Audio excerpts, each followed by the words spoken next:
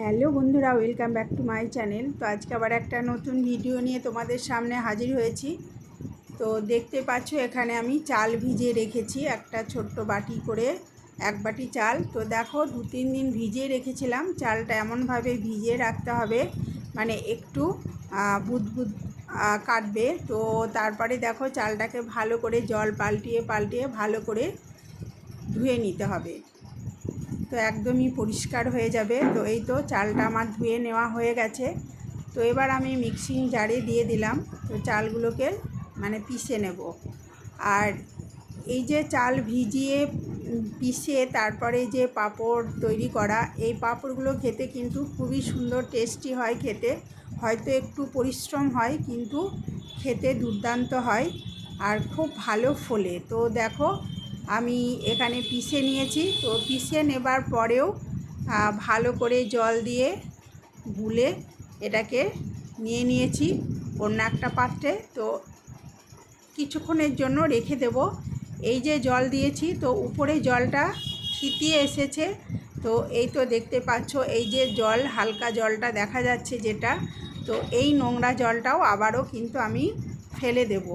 তো এই যে বারবার জল পাল্টিয়ে জল দিয়ে আবার পাল্টিয়ে নিচ্ছি, এর জন্য পাঁপড়টা খুব সুন্দর পরিষ্কার হয়, খুবই সাদা ধবধবে হয় আর খুবই ভালো হয়, খেতেও টেস্টি হয়।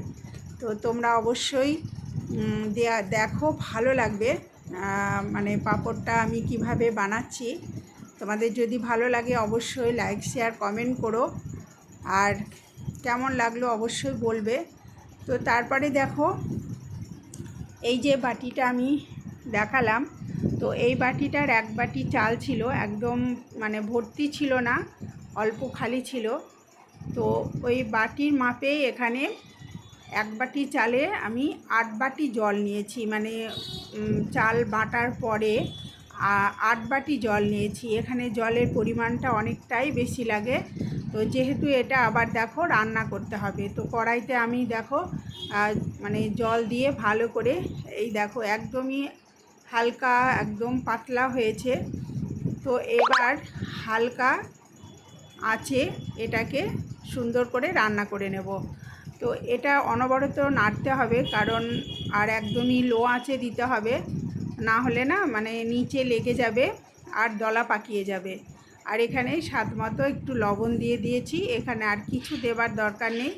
তো এই তো মোটামুটি দেখো আমার রান্নাটা হয়ে গেছে, চাল বাটাটা দেখো প্রায় হয়ে এসেছে। তো গ্যাস অফ করে দিয়েছি। অফ করে দেবার পরেও কিছুক্ষণ একটু নাড়িয়ে নিচ্ছি, গরমটা একটু ঠান্ডা করে নিচ্ছি। তো এই যে এই রকমই হালকা হবে পাঁপড় বানানোর জন্য, এই রকম কিন্তু গোলাটা করতে হবে। এটা কিন্তু খুবই তাড়াতাড়ি হয়ে যায়, রান্নাটা খুব তাড়াতাড়ি হয়ে যায়। তবে চাল ভিজিয়ে রাখা বা বেটে আরও 1-2 দিন রেখে দেওয়ার পরে জল পাল্টিয়ে পাল্টিয়ে রাখলে কিন্তু খুবই ভালো হয়। তো এই তো আমার রান্নাটা হয়ে গেছে। তো দেখো আমি 3টে জায়গায় তুলে নিয়েছি, একটু কালারফুল করে বানাবো বলে 3টে জায়গায় নিয়েছি। তো এখানে দেখো ফুড কালার ব্যবহার করছি, পাঁপড়গুলো দেখতে সুন্দর হবে বলে এই কালারটা আমি ব্যবহার করছি। তোমরা চাইলে না দিতেও পারো, প্লেন সাদাও খুব সুন্দর হয়। তো এখানে আমি 3টে ফুড কালার ব্যবহার করলাম। তো ভালো করে নাড়িয়ে নিচ্ছি। তো নাড়িয়ে নেবার পরে দেখো এবার আমি একটা স্টিলের প্লেট নিয়ে নিয়েছি। তো প্লেটে হালকা করে তেল বুলিয়ে নিয়েছি। তো তেল বুলিয়ে নেবার পরে দেখো প্লেটে চামচের সাহায্যে এইভাবে ছোট ছোট করে দিয়ে দেব। আর এই যে রান্নাটা, এর চেয়ে কিন্তু মোটা করা যাবে না, মোটা করলে না পাঁপড়গুলোও কিন্তু খুব মোটা মোটা হবে। তো এই রান্নাটা যতটা পাতলা হবে ততটাই পাঁপড়গুলো কিন্তু খুব সুন্দর হবে, নরম হবে। আর এখানে দেখো আমি দেখতে ভালো লাগবে বলে এইভাবে প্লেটের মধ্যে এইভাবে আমি দিয়ে দিচ্ছি। তো 2টো প্লেটে আমি দিয়ে তোমাদের সামনে দেখালাম। তারপরে কিন্তু অনেক হয় এটা, চালের পরিমাণটা কম হলেও রান্না করার পরে অনেক হয়, যেহেতু পাতলা করা হয়। তো আরও আমি প্লেটে দিয়ে ওইগুলো কালার দিইনি। তো দেখো সমস্ত দিয়ে আমি রোদে শুকোতে দিয়ে দিয়েছিলাম। এটা কিন্তু এখন যা রোদ, মানে রোদের যা মানে তাপ, তো একদিনেই কিন্তু শুকিয়ে যায়। তো এই তো পাঁপড়গুলো শুকিয়ে গেছে, এই দেখো আমি তুলেও নিয়েছি।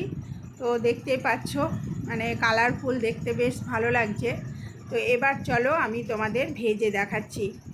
তো এই তো কড়াইতে তেল দিয়ে দিয়েছি, তেল গরম হয়ে গেছে। তো একটা পাঁপড় আমি দিয়েছি, দেখছি কেমন হচ্ছে। তো এই দেখো পাঁপড়গুলো, তো এইভাবে আমি পাঁপড়গুলোকে ভেজে নেব। আর আমার কাছেরও দূরের সকল বন্ধুকে অসংখ্য ধন্যবাদ, অনেক অনেক ভালোবাসা আমার ভিডিওতে এইভাবে টাইম দেওয়ার জন্য। আর নতুন বন্ধুরা প্লিজ আমার চ্যানেলটাকে সাবস্ক্রাইব করে নিয়ে আমার চ্যানেলের পাশে থাকো। আর আমার সকল বন্ধুকেই অসংখ্য ধন্যবাদ। আমি হয়তো সবার ভিডিও ঠিকমতো দেখতে পাচ্ছি না, তার জন্য মানে আমারই খুব খারাপ লাগছে। তো ঠিক আছে বন্ধুরা, তো দেখো পাঁপড়গুলো এই যে কালারফুল পাঁপড়,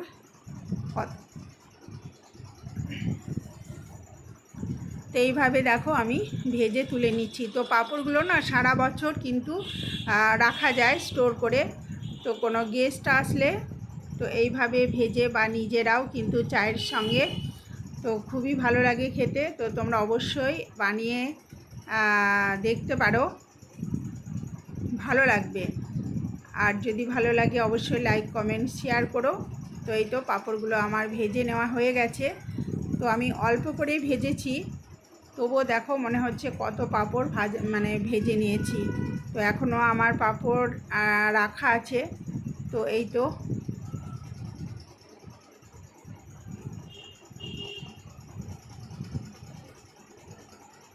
জাস্ট কালারগুলো তো তেলে দেবার পরে কালারগুলো একটু হালকা হয়ে গেছে।